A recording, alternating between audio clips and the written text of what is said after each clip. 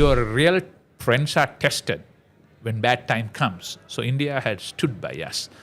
One country stood out is India. The Indian government took some very bold, decisive actions by providing us about 3.9 billion worth of bilateral credit and a credit line, which gave us the lifeline to fight at the battle for another day. To be honest, if you put together all the other countries did and India did, still Indian intervention was higher than the others did. Like your country, early 90s, went through this pain. With no pain, no gain. So that's where we are. I must thank this opportunity for India, for instance. Took leadership in Sri Lanka's debt to the restructuring. They were not a traditional creditor, but they came out strongly and gave the first assurance. Welcome to the Raisina Ideas Pod 2023. Minister Sabry, it's such a pleasure having you here with us. You had, I know, a very engaging day. And so here is some more YouTube engagement for you. Now, thank you very much for having me. It's my pleasure to be part of your engagement and also the Raisina this year. We are talking at a very troubled time, not just in our neighborhood, in countries which are undergoing economic crisis like Sri Lanka is, but across the globe. Yes. And as the war in Ukraine drags on, as the global headwinds because of the fallouts of that war start ravaging many other countries around, the danger looms for many others. Correct. And always, it is a combination of, the international situation and also the result of many decisions which perhaps went wrong. Correct. Should not have been taken correctly. That's so right. in a nutshell, for the audience, can you explain how did Sri Lanka get to where it is today? Yeah, I think it's a combination of bad policies, bad debt, and the circumstances. Circumstances in the sense of what COVID happened, the moment COVID happened, tourism but disproportionately affected a country like Sri Lanka with dependent for its foreign currency. And then, of course, escalating prices all over the world on grain, on fuel, on coal, really had a problem when our depreciation took place. Then, of course, wrong policies for a long period of time, a welfare state, the populist policies, which could not be sustained with the tax cut which came in as policy intervention. So it was a combination of those three, yeah. And so, as a result of the crisis, now where you are, have been negotiating a package with the IMF. There are certain things that the IMF requires you to do as conditionalities. What are the kinds of conditionalities? How hopeful are you of getting the IMF bailout package? How much of it are you propose to get out? And does it really help you out? Yeah, I think it will help out in the sense, when it comes to IMF bailing out of a country which has been declared bankrupt or otherwise it had been declared as unsustainable of paying the debt. There are two components. One is you have to get debt assurances from the bilaterals, which is challenging. And as far as the IMF pre-actions, what we need to take in terms of the staff level agreement, we have taken all those things, so 15 of them. For example, cost-reflective pricing, more revenue basis, and then independent central bank. So many of those things we have done. I think those things which we could have done or should have done with or without IMF, this is good for the country, though it is not very popular. But the problem is how to sell these reforms to the people because it's directly going to affect them. All this while what we have done is used a printing machine to print the money and then inflation resulted in, and that giving hope to the people that welfare state is the way forward, which now we can see that it's not sustainable unless a sustainable revenue model is there. So it is there, we are now, we are doing it, and it's difficult to sell the reforms to the people because that's directly affect them. But on the other hand, IMF will bring a lot of confidence to the country. It will probably give us access back to the financial market, as well as it will also open up investment which has been ceased since last year or so.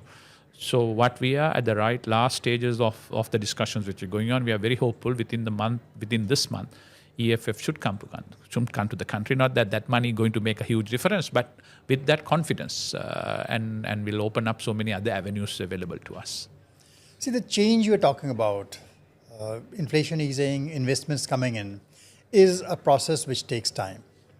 And the experience of all IMF bailout packages and such bailouts has been in the past, that it takes a few years before things ease down, before things settle down.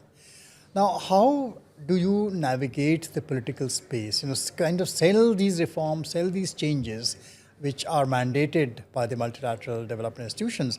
And a lot of countries have struggled to do it. Yeah. So what are the challenges you're facing, and how do you propose to go about it? Yeah, that's a big question right now we are facing.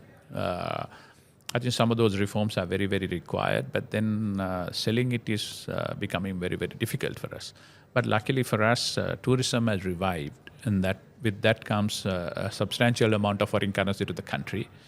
And then we have put in place some import restriction in order to prevent senseless import of everything and every kind. So therefore, the trade deficit have kind of reduced a bit. And then Sri Lankans we have stabilized the dollar or the foreign currency rates in terms. So therefore, the difference between the legal and illegal channels have really got shrunk. So therefore, people have started to send the money back through the normal channels. So that has helped us. So that's the stabilizing process. We have controlled the inflation, which was about 95%, into about 50%. So things seems to be good on the short term. We are not out of the wood. But going forward, the biggest challenge is the memories of the people are very short. Last May, people were saying that get us out of queues. We don't want anything else. We'll look after yourself. Now we have got them out of the queues, and then these changes are taking place. And of course, it hurts. It hurts every one of us. But I thought, like your country, early 90s, went through this pain. With no pain, no gain. So that's where we are. So challenges are to market it. And multilateral organization also should understand that the limit for patience on the public as well as the countries. So their fatigue set in, because we have been negotiating for the last 1 year with the IMF. I hope that IMF will come in, others will come in, before we really, really disintegrate ourselves, like many other countries which has happened. If your civil service collapses, if your bank collapses, if your armed forces collapse without payment and all those things, no point of you try to come and rescue it. It's beyond repair. Yeah. So this is the time that they need to also reinvent the approach what they do and come out at the right time before it's too late. I mean, that has been the experience of several countries which have gone through the process of multilateral lending. Yes. And the common complaint is that they are not so sensitive to the political changes which take place. See, the political hard shell, the political economy which takes over under these circumstances. So are they learning the lessons? Because see, if any of the things you mentioned happens, then the result is the exact opposite of what the multilateral institution desires. Exactly. And the situation gets worse, does not get better. That's right. No, that is precisely what we are saying, that is time for us. Now, you can have all these arguments happening, whether geopolitical control and all sorts of differences of opinion as to how it should be handled and how you deal with the others who are not traditional creditors and all. But I must thank this opportunity for India, for instance, took leadership in Sri Lanka's debt to the restructuring. They were never a traditional lender. They were not a traditional creditor. But they came out strongly and gave the first assurance, which was the Paris Club to come in. And then China has given an assurance, which is not comprehensive, but we are talking to them. But be that or may, but until negotiations take place, I think multilateral is also to be flexible and come and do this for us. Otherwise, as you say, patience is running out. And for us as administrators, fatigue is setting in. We have been saying our people, please be there, please bear with us, it is coming. So we have been saying that in December it will come, in January it will come, the February now it's March. Yeah. So beyond this it's going to be very, very difficult. So only hope, as you're saying, if the ultimate objective is to bring back stability, put the country back on recovery path, and ultimately the country to progress and grow, it has to happen now, because if it disintegrates into parts of some countries, I don't want to mention the names, could be very, very dangerous. And then what's the point of you talking about anything or giving any sorts of counseling? So which are you talked about your bilateral relationships? Which are the bilateral relationships which have stood by Sri Lanka during this period of time, and how have they helped? Do you think they were up to the mark? Would you have desired more from these bilateral relationships? Yeah. Definitely, some of them were not up to the mark. We would have expected better. But one country stood out is India. I must thank that. everybody who's involved in the not only Indian government and state, but the public started collecting funds, sending us support, humanitarian assistance. But Indian government took some very bold, decisive actions by providing us about 3.9 billion worth of bilateral credit and a credit line, which gave us the lifeline to fight at the battle for another day, which probably saved Sri Lanka from oblivion. And then allowed us to live for another day to fight. And that helped us to stabilize it. So India comes at the very, very happy. To be honest, if you put together all the other countries did and India did, still Indian intervention was higher than the others did. Some of them, of course, everyone helped us. We are not finding fault because it's our problem. We have not properly governed it. We have not put the monies which we have borrowed into project which could have given you return. So not that we are shying away from the responsibilities, but your real friends are tested when bad time comes. So India had stood by us, a friend in need, and a friend indeed, that they say. So we are very, very grateful for India for what it has done for us. See, funding infrastructure on the basis of debt, there's always a conundrum, and a big conundrum. Yes. Because returns are never commensurate. Yes. And there is a period, take-off period, there are long period returns. So many countries will tend to get into this kind of a trap. Yes. When you fund large infrastructure projects through debt which you raise outside, whether through the other country debt or various other kinds of debt, that is always a problem. Now, what is eventually the way out? See, this is a crisis which will keep on occurring in country after country. Now, what is the lesson Sri Lanka has learned as far as the funding of infrastructure goes, of large projects goes? What should be done? What should not have been done?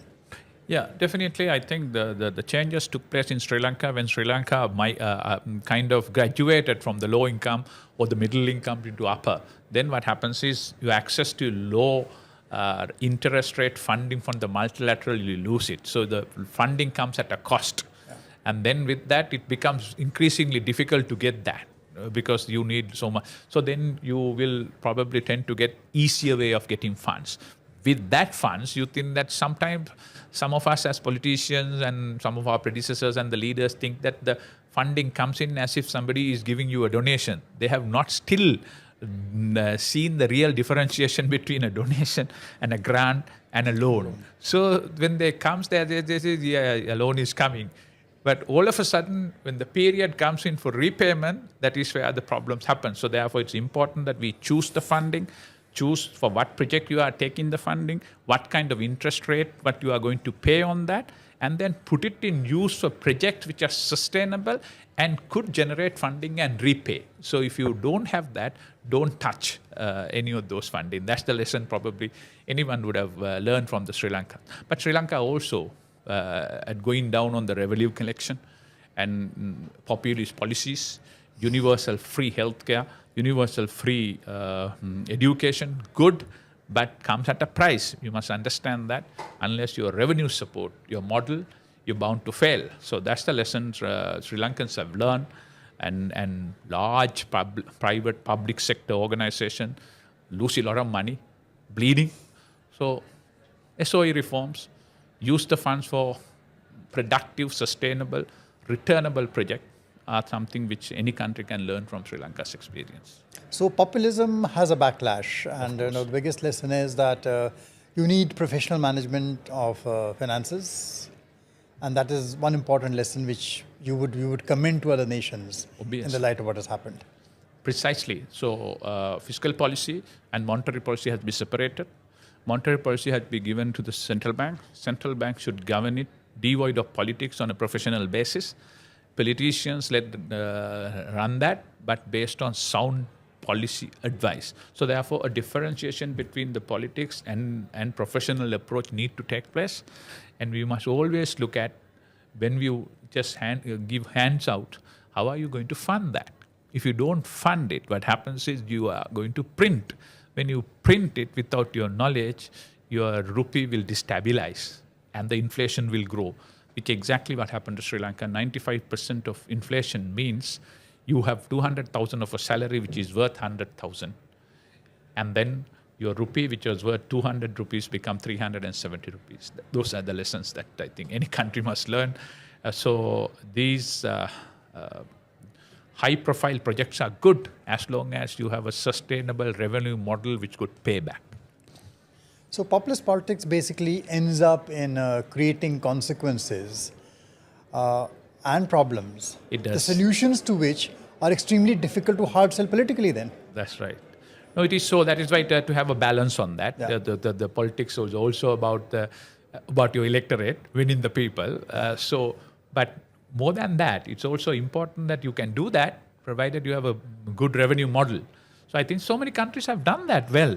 So Sri Lanka need to do it also. And then some other problem was also protectionism. So Sri Lanka's export market from the GDP in 1991 was 31%. So when the protectionists came in, you only look at your particular market. It was not compatible with the international market. As a result of it, just come down to 14.5%. We did not realize the effect of it because repayments were not coming in and tourism was generating us money. The moment pandemic happens, tourism almost cut off, almost next to zero. So then only we realized, and the repayments were coming up, debts were getting mature. So it was too late for us to react. So I think it's a good wake-up call. Which could have happened anyway. So it's good that it happened today rather than 10 years' time, because 10 years' time, hopefully we'll have learned the lessons and we will put some sustainable steps to recover. All the best to you, and I think Sri Lanka is in good, competent hands to be able to take this forward. So we as Indians wish Sri Lanka all the best, and it comes out riding this wave out in control. All the best. Thank you very much. So it's a pleasure having you.